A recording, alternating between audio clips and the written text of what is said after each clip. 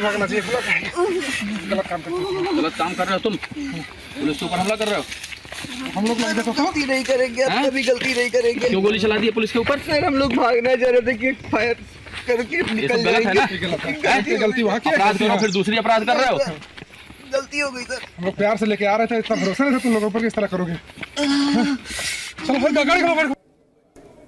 प्रियंका जी खुद वहां पे मान रहे हैं, वीडियो पे कह रहे हैं गलती हो गई सर, हम सोच रहे थे फायर करके भाग जाएंगे। अरे भाई प्रेम शुक्ला जी यहाँ धर्म बता तो रहे हैं, धर्म बता के उनको छुट्टी मिल जाएगी, वो तो बटोर लेंगे बाबाई जी, उन्होंने धर्म बता दिया, उनका काम हो गया। बाकी कोई काम नहीं है प्रेम शुक्ला जी का, और बाकी कोई काम नहीं है भारतीय जनता पार्टी का, सिर्फ धर्म बताओ और मुक्ति पाओ। पर प्रियंका जी यहाँ पे सुनिए ना, क्या खुद सरफराज और फहीम बोल रहे हैं कि गलती हो गई सर, आप प्रेम से ले जा रहे थे हमें लगा फायर करके हम भाग जाएंगे। नहीं, गलती होने दी, इसलिए गलती हो गई। प्रेम शुक्ला जी ने गलती होने का मौका दिया, हकीकत ये प्रेम शुक्ला जी को उससे फायदा है। प्रेम शुक्ला जी जब इस तरह से धर्म बताएंगे तो उनको फायदा मिलेगा, और इस फायदे से वो अपनी वोट बटोरेंगे, सीधी बात है। लेकिन अब जनता समझ चुकी है, मूर्ख नहीं है जनता। ठीक है, उसको ये समझ में आता है कि प्रेम शुक्ला जी यहाँ धर्म बताकर उसकी आड़ में छुप नहीं सकते, इसीलिए अयोध्या में हारे और मिल्कीपुर में चुनाव नहीं करा पा रहे हैं। ठीक है करण वर्मा, देश की जनता धर्म की आड़ में कोई छुप नहीं पाएगा। वैसे एक छोटा सा और चीज बहुत दिलचस्प मुझे पढ़ने में आई थी इसी लेख में, मुझे पता नहीं था क्योंकि ये 1980 की बात है। इसी लेख में लिखा हुआ है, प्रियंका जी सिर्फ हमारे दर्शकों की नॉलेज के लिए बता देती हूँ कि आजादी के बाद यूपी में पहला सांप्रदायिक दंगा कब हुआ था।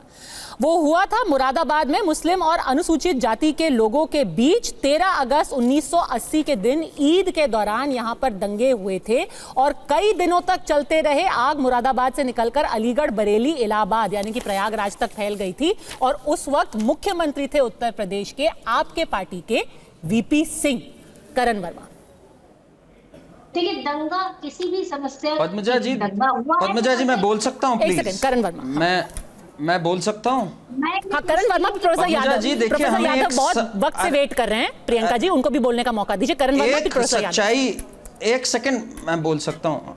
पद्मजा जी, एक हमें आज सच बोलना होगा कि अगर राम गोपाल मिश्रा जी का नाम रहमान इकबाल होता तो उनके साथ ये ना होता जो उनके साथ हुआ है। ये धर्म के आधार पे ही उन पे आघात हुआ। मैं लखनऊ से आता हूं, आप भी आती हैं। आपने कभी सुना कि कोई ताजिया निकल रहा हो मुहर्रम के टाइम या कुछ निकल रहा हो, उस पे कभी किसी हिंदू ने हमला किया हो? नहीं हुआ है। इस साल 40 हमले हुए हैं और रिलीजियस यात्राओं पे, और वो केवल हिंदुओं पे हुए हैं। इसलिए अगर हम बात को, मुद्दे को हम आंख में आंख डाल के नहीं देखेंगे, अगर हम आंख में आंख डाल के नहीं देखेंगे, हम मुद्दे को सुलझा नहीं पाएंगे। पद्मजा जी इनको प्लीज चुप कराइए, मुझे एक लाइन और बोलनी है प्लीज। ठीक है, बोलिए बोलिए। पद्मजा जी आज हमारे सामने, पद्मजा जी ये क्या तरीका है भाई? पद्मजा जी आज हमारे सामने दो रास्ते हैं। एक है कांग्रेस का रास्ता, जो हुबली में पुलिस स्टेशन पे हमला करते हैं, 12 पुलिस कर्मियों को चोटिल करते हैं, उन एआईएमआईएम के दंगाइयों पे पुलिस केस विड्रॉ कर लिया जाता है कर्नाटका में। और एक ये योगी मॉडल है कि अगर आप भागोगे, पुलिस पे हमला करोगे तो आपको चोट पड़ेगी, आपको कानून का सामना करना पड़ेगा। आज जनता को देखना है कौन सा मॉडल ज्यादा सफल है भारत के लिए, लॉ एंड ऑर्डर वाला या ये तुष्टीकरण वाला। सीधा सवाल है प्रोफेसर यादव, आखिरी सवाल आपके लिए। दो मॉडल सामने हैं, किस मॉडल को भारत और उत्तर प्रदेश स्वीकारेगा और किस मॉडल का समर्थन समाजवादी पार्टी करती है? उत्तर प्रदेश में योगी सरकार में अपराध की फैक्ट्री चल रही है, अपराधियों की नर्सरी पनप रही है, इसीलिए पूरे प्रदेश में आग की स्थिति बनी हुई है, पूरा प्रदेश जल रहा है। आप जिधर भी जाएंगे, आप इलाहाबाद चले जाइए, आप बनारस चले जाइए, बनारस में बेटियों के साथ रेप हो जाएगा, भारतीय जनता पार्टी के लोग कर देंगे।